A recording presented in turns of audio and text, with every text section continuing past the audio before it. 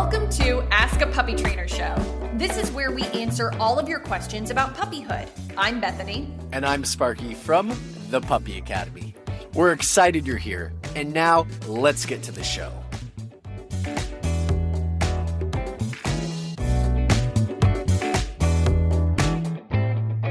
Welcome to Ask a Puppy Trainer Show episode 243. Woo! I'm Bethany. This is Sparky. And no, that's not the dog. The dog is Tucker. I'm Sparky. Anyone who has any questions, we did get a couple sent in today, but you guys know how we like to prioritize our ones getting sent in live. Yep. It's more fun. It's more personal when we kind of get a conversation going. So if you want to even answer back to the answer we already gave, have like a little bit of dialogue, we love that. Yes. Okay. Age, and breed of dog, please. Or breed mix. We skip the ones we don't see. Okay. Chihuahua, 17 weeks, very clingy, how to build alone time ability. From Wagner. From Wagner AGA. You need structured schedule. You need some kind of schedule so your puppy has structured time away from you, but then actual productive time with you. Just so everyone knows, our mic is on TikTok today. Instagram, we're so sorry, but you guys freeze like every 40 seconds, so we got to just keep a flow going. So if you guys want to jump on TikTok, you're welcome to. And on Monday, you can see the YouTube replay if you want to get like all the stuff that you missed. So sorry. If maybe it'll be a good day if you miss any. It already paused on us. It already paused. That's why I said it. Okay. So here's the most important thing. If you do structured crate time, you do structured activity time. We don't call it free time. We used to, but it's play on words. It's activity time, which means you have to do stuff with your puppy when they come out. You put them on leash. You do walk. You do training. You do some kind of like constructive, productive play like fetch or tug with the drop and then a release again to get the toy back. You got to fill your dog's free time or activity time with stuff that makes them tired mentally and physically, and then you start teaching some form of existence. That could be what we call supervised separation. That's like if you have a really young puppy, you could do a little playpen. If you have a slightly older dog who's like already putting paws on the playpen, you can just literally have a leash on them and they exist around you. You can back tie them to something that's in the room with you, or you can even back tie or tether them to your own hip. So then they get to exist in your space. When you start seeing like a more cranky pup come out, more jumping, more nipping, more chewing the things that he shouldn't be chewing, that's your cue to be like, okay, you're getting cranky. That's crate time. So it's not a punishment to go and crate. It's like a mercy for a little 2-year-old kid. They need the nap. We need the break.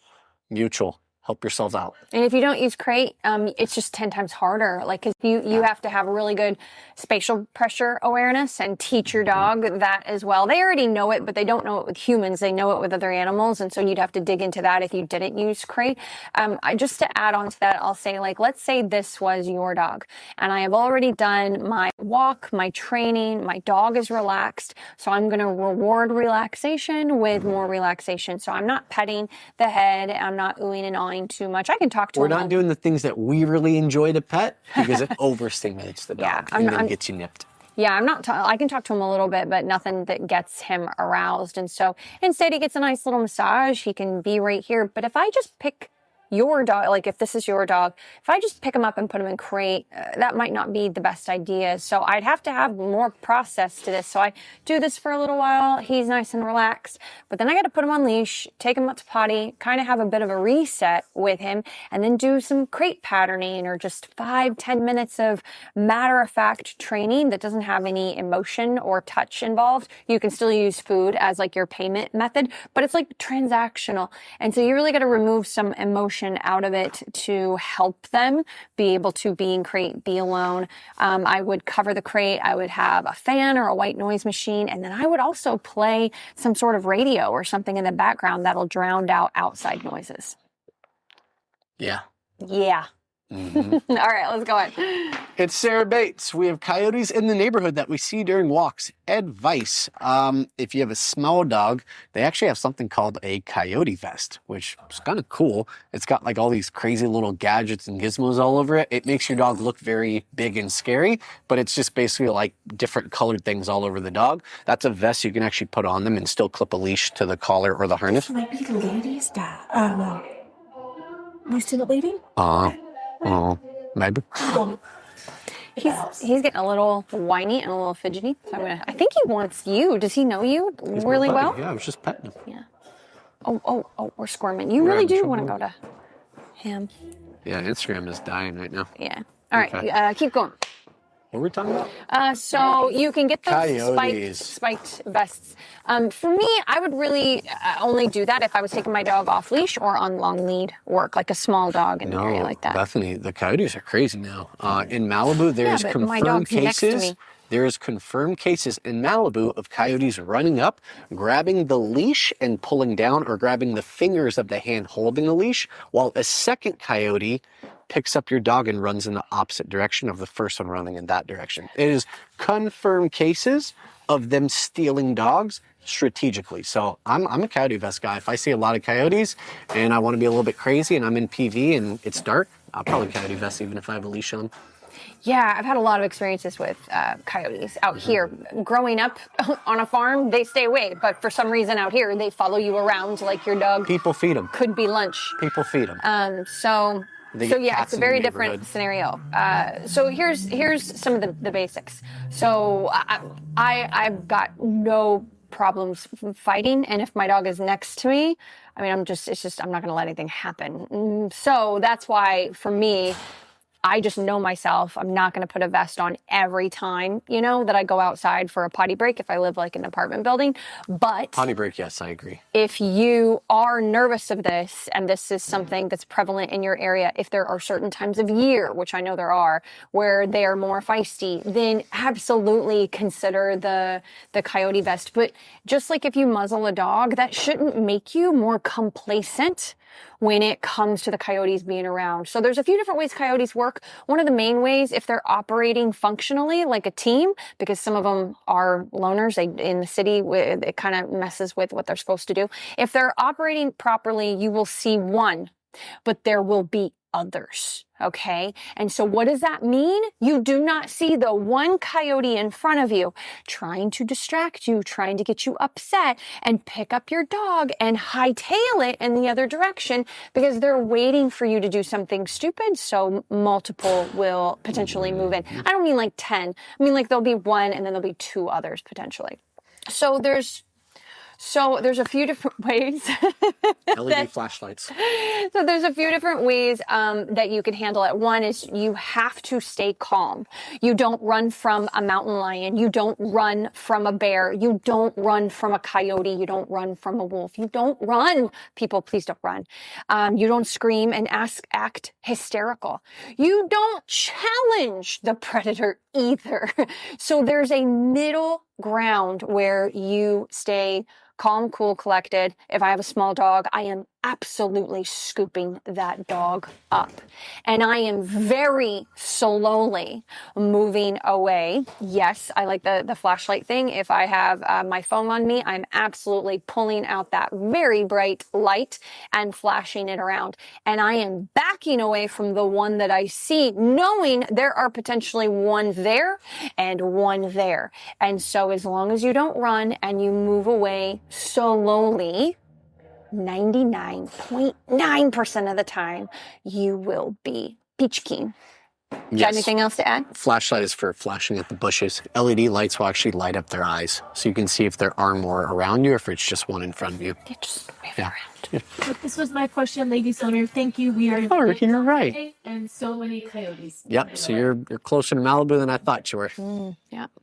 Whatever you do, do not walk and be on your phone and let your dog be hanging out behind you sniffing. That is when they will often get snatched. Yeah. Sorry, that was kind of brutal, but it's happening. It's been happening since I moved out here. I was like, holy crap! Why are coyotes so comfortable with people? They don't do that in the country. Okay, no worries. Because we feed them. Or they get our little critters like our guinea pigs and our kitties. I have one of these. Would love advice? Oh, I was thinking would like love advice. I'm like, no, you're on the wrong show, honey. I'm going to get back to this. I want to do... Wait, she followed up to her question. Oh. That was my question, ladies owner. Thank you. We're in Playa Rave and so many coyotes. Yeah, okay.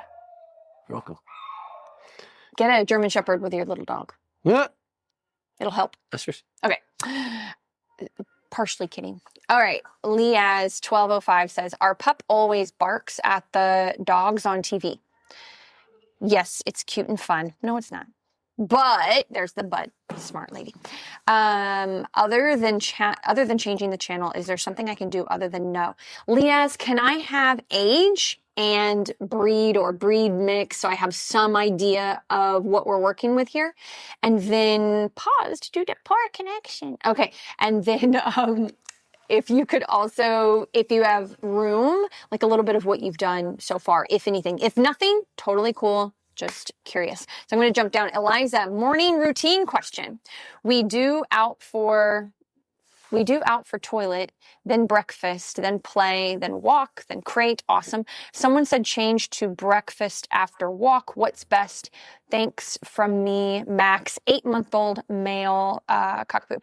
So yes, if you are already doing a morning walk, I would wait till you come back. A lot of people in their routine need to feed before because they'll often get a quicker poop on the walk, which I totally understand. There's a bit of a psychological element of the work for food. It's definitely something I implement if there are behavioral issues with the dog.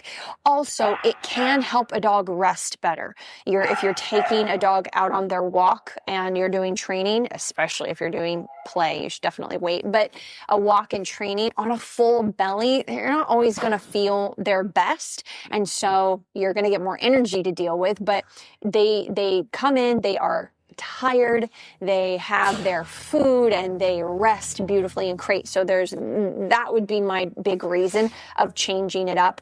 But some people, for work schedule and the way their dogs poop, can't, which I understand. Puppies, we feed breakfast for training.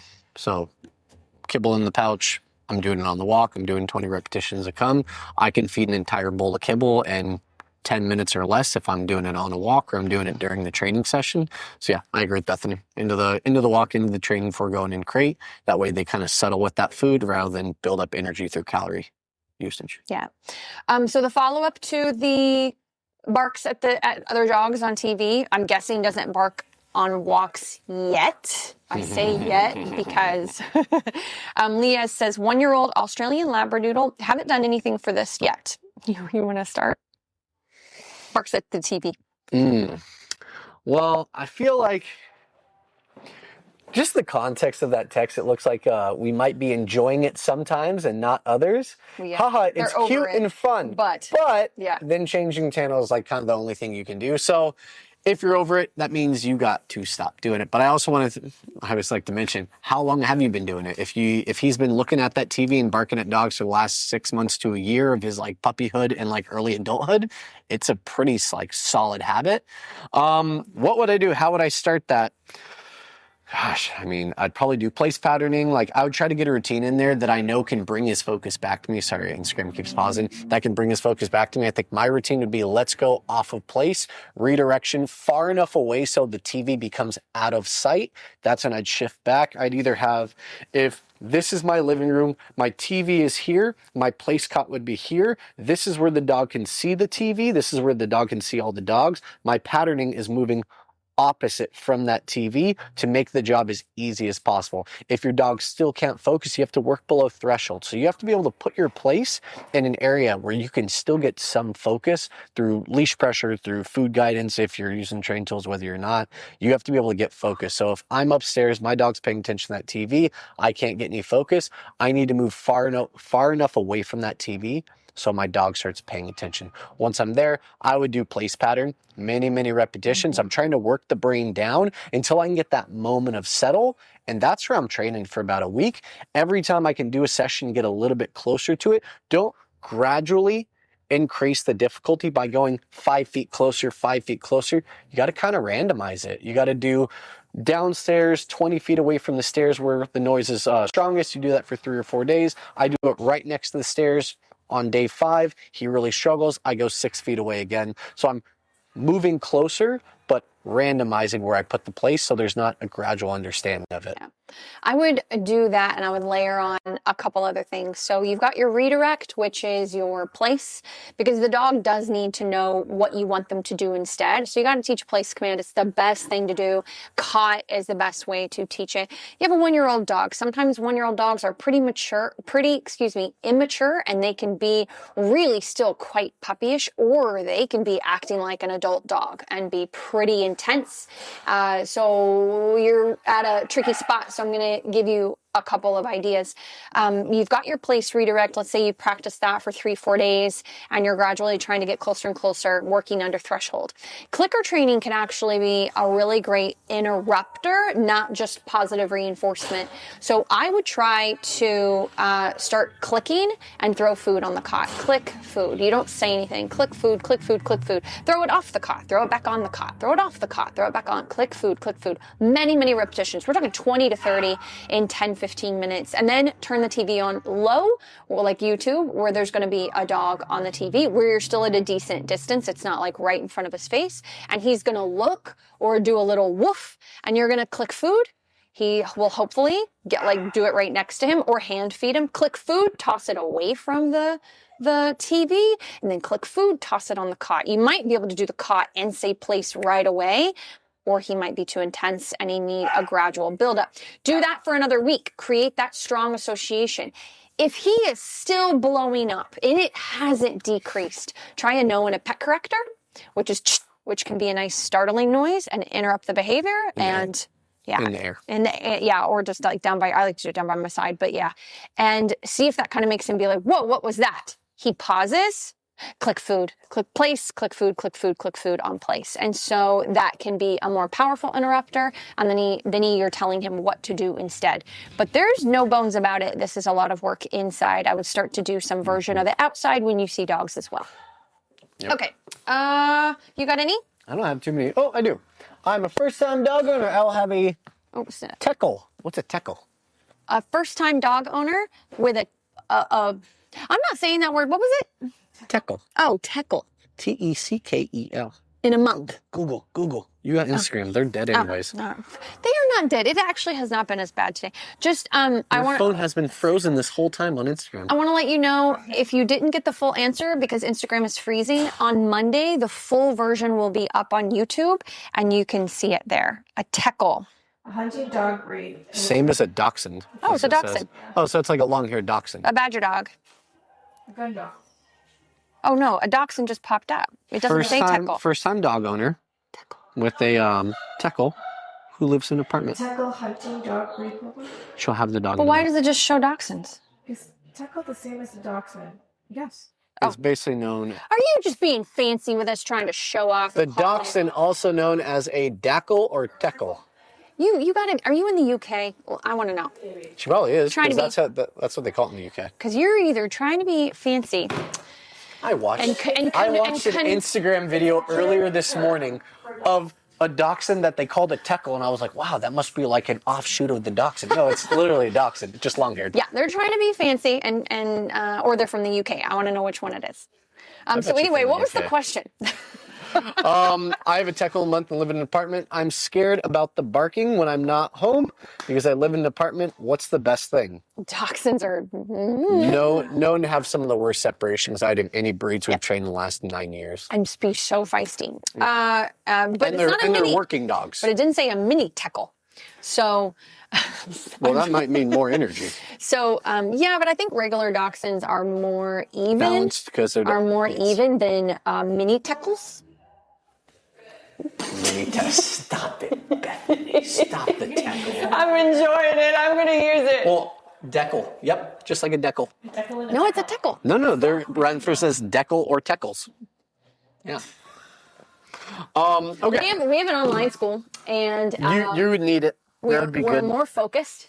And we actually break down. It's not just classes. Like, yes, you learn sit down, stay, come, place, heel, and let's go. But we also have a library of videos that focus on a lot of the behavioral stuff and how to prevent a lot of these issues. Oh, son of a gun. And then you also get us. I will have a mini teckle. And I'm with you. I'm with you, Just Lids. I'm with you. And then we have also private meetings as well, which, that sounded really intense. Where private meetings. One-on-one Zooms with you, where we're much more focused. But let's talk about that. Let me just give you a few things to think about. I want you to think about your day, like in different periods of time for your dogs, in different windows. There is actually a trainer that created a window theory. We've just tweaked it a bit to suit what we like, especially for puppies. So think of your dog's day in windows. You've got work, you've got play, you've got break, and Canada. Canada. I'm sorry, I'm Canadian and I've never heard of a duck hall. Maybe they're French Canadian. That's like half of Canada, right? No, it's not. She's Sorry. on you for the tackle. I want to stop. And so sorry. Anyway, there's play, work, calm, and break. And so puppies aren't really great at calm. And so that's where we try to do calm outside of crate, but you're really conditioning calm time in crate. So really have a schedule from the beginning. And we do have a free version we give, don't we? Free masterclass. That comes with a free masterclass. It's in our profile link. Yeah, look at bio. Yeah, link in bio. Okay. So if you're interested in that, it is very basic, but if you are new to this, it will give you a jumping off point. And then we got our activity time, which is the play and the work. If you're doing too much play, you're going to have without enough challenges, you're going to have Mental challenges. Yeah, you're going to, Not over under. you're going to have a very worked up dachshund that is going to bark when you leave. If you do too much work, you're going to have an underfulfilled dachshund that's going to dig a hole under your door to try to see people outside or something. So you are always playing with these different windows of how much of this does my puppy need, and that will change each phase of the puppy. And so looking at your puppy's day, if they're unsuccessful in any way, adding more work, adding less play, adding more crate time, adding less crate time, more work. Like it's always this balance of playing around with these different things to figure out the best scenario for your dog in whatever phase that they're in. On top of that, I'd teach place and follow me. That would be the two focuses. And I would not allow my dog to go to the door. If you live in an apartment, she lived in an apartment, she said. I would not allow my dog to go to the door for any reason. And I know this is like, oh, they're just checking out noises and sniffing and They're learning how to create a territory in that space. And bark more and be more territorial and defensive. So, and I wouldn't just say no and come. Maybe when he was like a puppy, I would. But as soon as the puppy hits 12 to 16 weeks old, I'm actually getting up, getting in front of the door and telling him to get back, which he'll understand what that is if he's done a program that has helped him be very sensitive to spatial pressure. He'll understand to back off. And so anyway, that just gives you some ideas. Kind of want to show them this. I feel like you guys might be able to see this. We're going to see if this pops up in front of the camera. I'll show both of you guys. So this is the chart that we recommend. Oh, it might be inverted. But basically what it shows is this is your crate time in the beginning. And then this is your break time, play time, work time. And I'm going to show it over to you guys over on Instagram too. These windows all get longer while the crate time gets shorter the more mature your dog gets. So in the beginning, crate time is a lot just because your dogs require... Sorry, Ricky, can I jump in here really quick just so I can see the screen? I want to make sure you guys can see it properly. So here's your crate time to start. Here's your break time, play time, work time. Sorry, I know it's a little hard to see. This window, and of course the connection pause. Why don't you show it to our YouTube? They can see it. All right. We got our YouTube camera. So we have our crate time, break time, play time, and work time. All of these windows get longer while this one gets shorter with the maturity of your dog. So anyone from Instagram who didn't get a chance to see that, you guys can go on YouTube to see it. I'm a visual guy, so when I see that chart, I'm like, oh, so as my dog gets more mature, they do less crate because they can be awake longer. They can be awake and still doing the right thing for longer, like walking, playing, training, existing with supervised separation. So I'm a visual guy. Hopefully that helped, and if not, then I just wasted 2 minutes of our time. It did not. No, it did not. The only thing I would say is that we really like owners to be able to work on calm outside of crate. French Canadian. So yes, they have that big crate window, but some of that calm time, if the owners are home, if they're able to, there's a lot of things that factor in, like kids and other dogs. If they can also start to practice calm with a tether on them right away out of crate, but not everybody can do that. And that's actually not great for every puppy either. It's a very case by case basis. So we kind of teach that as we go. Yeah, I was reading that one too. What type of training cases do you most enjoy working on? Just curious. What about you, Bethany? I like working with herding dogs that are biting the bejesus out of the family, not in an aggressive way, because as much as I love to work with that personally, it's always a bit sad for the family because there will be limitations, but just typical, just biting the crap out of everybody. I love working with herding dogs. The communication style is different. It's less hammer nail than some of the other working breeds, and it's very nuanced and very body language and very woo-woo, and I get very romantic about it. So, Service animal training. Love my service dogs. Going out and introducing real life application of like walking and existing in an outdoor environment that has a lot of distractions. And then like the build up to get to there, because you see the huge progression as you start from a dog who can't walk next to a single dog to a dog who can do a downstay outside of Yellow Vase in Riviera Village while 100 dogs and 400 people walk by and they just ignore and hang out. That's a big accomplishment to me. do you have a favorite breed or working group or non-working, non-sporting? Do you have a favorite? For service animals or just in No, general? in general. I like my shepherds. Yeah. I've always had shepherds, and I tend to look for something with a little bit more primal wolf in there too. If I can find with a little wolf percentage, it's more fun. Now, in the current climate where we are now with breeding in our area, that's because it does change depending on where you live. We're in Southern California. What do you think currently is making the best service dogs? For the average owner, I'm not talking about blind, like leading the blind. I'm not talking about that. I'm talking about like just for the average owner that needs a service dog for DPD. Did I say that right? DPT, yeah. And things like that. It's still labs. Really? It's still the white or the cream come on. lab. No, to this I've just day. met so many good Bernedoodle ones. I had that. That was the second one I had in my mind because of Brooklyn and Tom and them. That, like, yeah.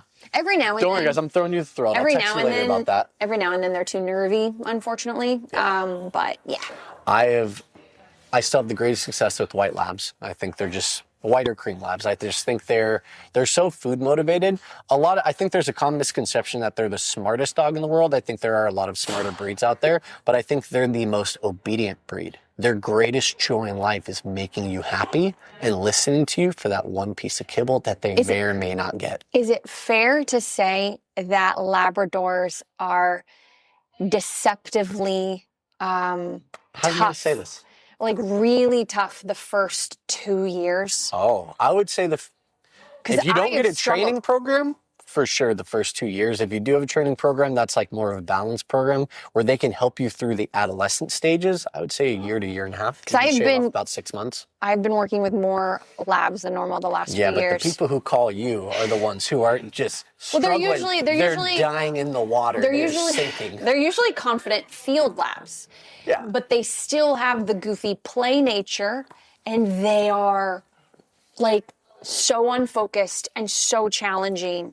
I'll stop you there. Those would never be trained as service animals. Those would be first sessions with me. I go to their house and I look at their dog and I say, this dog enjoys being alive and seeing everyone and doing everything. Okay. And they say, yeah. And I say, now for service animal, that can't happen anymore. So they're no longer social. They're no longer friendly. They exist for you and only you because they have to work and make sure they can perform their service and their task appropriately. So kind of more. A lot of people are like, I don't want that. And I'm like, Yeah. I don't want that for you. I have to be honest with you. So yeah, I'm with you on that. So we're kind of thinking more, I know that every dog can be different, I'm well aware, but kind of more English lab temperament. I've trained maybe one American lab to be a service animal. And That makes sense. I think they flew one time. They were like, the training was really great and we could do it when like we worked the dog for an hour straight.